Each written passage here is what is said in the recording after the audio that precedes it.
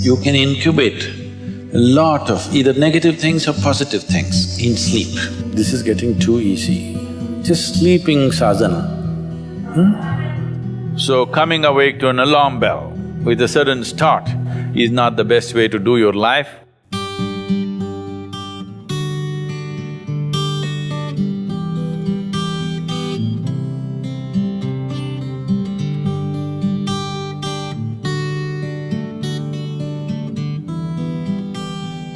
How many of you find that one day morning when you get up without any reason, you're just feeling ugly for no reason? If it is happening even at least 2-3 times a year, if it is, then you must do certain things before you go to bed. It's very, very important. Because unconsciously, you need to understand this, you can incubate a lot of either negative things or positive things in sleep. Either pleasantness or unpleasantness, you can incubate very effectively, uninterrupted in sleep. You can also incubate it in the day, but there are so many interruptions, it doesn't happen very efficiently. But if you have a tendency to go to bed in a certain way and you wake up in the morning really nasty for simply no reason, that means you're incubating things in the night very efficiently. Bad eggs. This is not just about psychological disturbances, it can cause major physiological problems over a period of time. It's important that you eliminate these things from your life.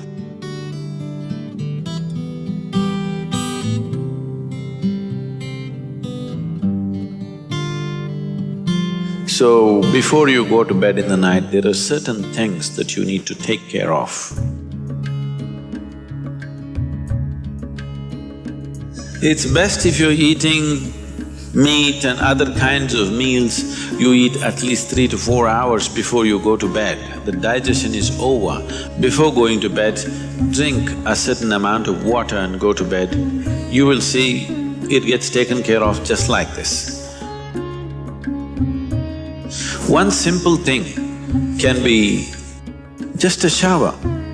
Always to shower before go to bed, it'll make a lot of difference. In this weather, maybe cold showers are difficult, so you go for lukewarm showers, don't go for hot showers in the night. Go for lukewarm showers, it makes you alert. So you will think, oh, I cannot sleep. It doesn't matter, you will sleep 15-20 minutes or half an hour later, but you will sleep better because it will take away certain things. When you shower, it is not just the dirt on the skin that you're taking away. Have you noticed if you're very tense and anxious, whatever, just a shower, you came out, it feels like almost the burden has been taken away from you? Have you not noticed this? So it's not just about washing the skin, a whole lot of things happen when water flows over your body. This shower is a very rudimentary buddhi shuddhi because over 70% of your body is actually water. If you run water over it, a certain purification happens, which is beyond cleaning the skin. One more thing if you want to do, you just light an organic oil lamp, a cotton wick, some oil, anything. What do you use here? Normal cooking oil. Linseed oil, rice bran oil or sesame oil, what do you have? Olive oil, fine. Any organic oil with a cotton wick, just burn one little lamp somewhere in the room where you sleep. You will see these things will completely disappear. If you can bring in a chant or there are nightly practices, yogic practices, before you go to bed, sit on your bed and do this practice. If you want to do Isha Kriya, it's available on the net. Generally, in India, they told you should not put your head to the north and sleep. You're aware of this? If you put your head to the north and sleep during the night when you're in horizontal positions, then slowly the blood will get pulled towards your brain. When there is too much circulation in the brain, you cannot sleep peacefully. If you have any kind of, inherently weak aspects in your brain, or if you're of old age, you could die in your sleep. One can have hemorrhage because extra blood is trying to enter the brain, where the blood vessels are hair-like. Something extra is being pushed because of the magnetic pull. When you're in a vertical position, this is not so. The moment you become horizontal, this pull on the head is so strong that slowly the blood tries to move towards the brain. So to avoid this is true only in the northern hemisphere. If you go to Australia, you should not put your head to the south. If you're in India, you should not put your head to the north. You can put it any other way, it's okay. Keep this in your mind, that you are truly a mortal, okay? Not in words, really. You could fall dead right now. You may be young, you may be old, it doesn't matter, you can fall dead right now. Yes or no? Before you go to bed, sit on your bed and think this is your deathbed. You have just 1 more minute to live. Just look back and see, what you have done today, is it worthwhile? Just do this one simple exercise. And you don't know when it really happens, whether you'll be sitting on your deathbed or lying in a hospital, all kinds of things sticking into you. Who knows how it'll happen, but enjoy this every day, that you will sit on your deathbed, look back and see, today, the way I've handled these 24 hours, is it worthwhile? Because now I'm dying. If you do this, you will live a worthwhile life, believe me. So every day in the night, all of you should do this before you go to bed.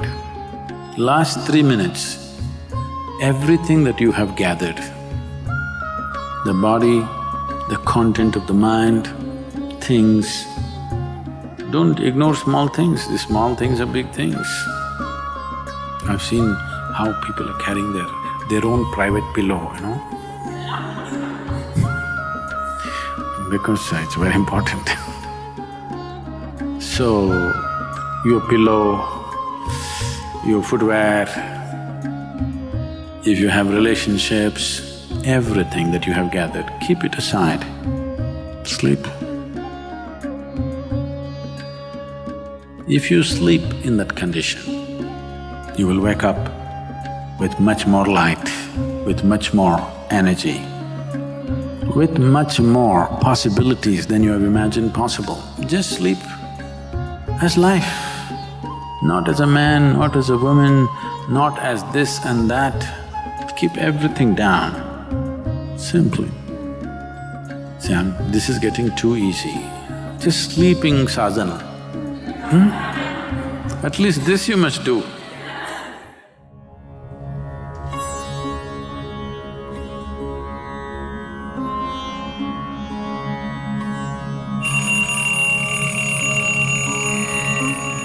So what kind of sounds come awake to will determine the context of the day and the future of your life in many ways. So coming awake to an alarm bell with a sudden start is not the best way to do your life.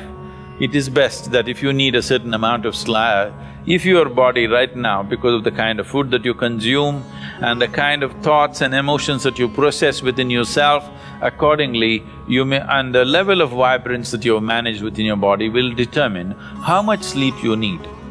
Let us say you need let's say you need 8 or 12 hours of sleep. I was saying the wrong number Whatever amount of sleep you need, you know how much you need. So you go to bed early enough so that you come awake naturally. If you're coming awake naturally, and suppose you have a doubt whether you will come awake or not, if you have a certain chant, if you've identified one of the Vairagya chants, you can use it.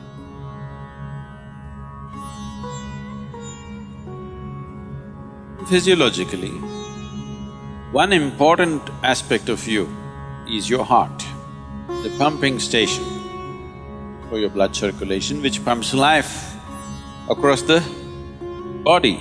If this one thing doesn't happen, nothing happens. This starts from left side. So we told you, in India they have told you, when you wake up, you must roll to your right side and get up. Have they? Left side, if you roll and get up, bad things will happen to you. Did they tell you? Bad things are not about that.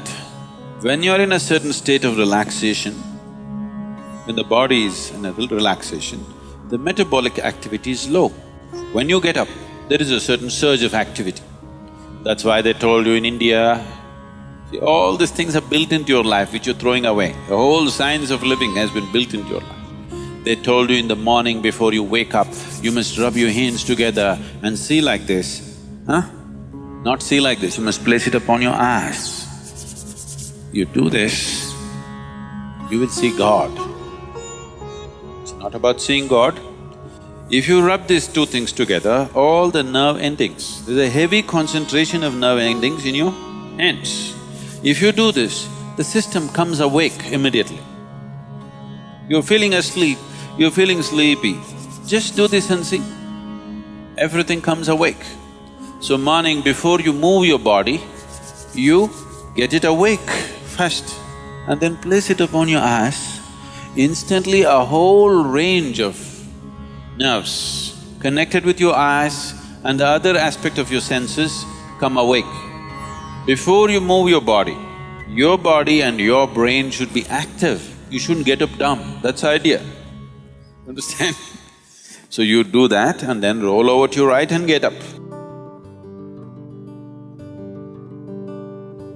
Today, if all of us go to bed, by tomorrow morning, nearly 250,000 people won't wake up. Natural death in the world. Suppose you wake up tomorrow, you guaranteed? Have you come with a guarantee card? No guarantee card. So suppose you wake up, let's say. Just do this much, I'm telling you, this is a simple first step to your spiritual process. Tomorrow morning, when you come awake, check, you really awake or you dead? If you're awake, it needs at least a little celebration. You don't have to get up and dance, at least you can smile, still on. 250,000 people died. They were like you and me, poof, they went off, isn't it? Wherever you look, they're not there. Here I am still alive. One big smile, will you? I'm talking management. Then if 250,000 people died, at least 3 to 5 million people lost somebody who's dear to them. You check those 3, 4, 5 people who matter to you, all of them alive today. One more big smile. Hello? Will you or not? Alive. If suppose right now, we put a gun to your head, will you think it's a relief? No. You'll be terrorized, isn't it? So that's how precious it is to be alive, isn't it so? That's how precious it is for you to be alive. So tomorrow morning, 250,000 people died overnight, but you're still alive. Does it not at least deserve a big smile, I'm asking you? And all the people who matter to you are all alive today. One more big smile?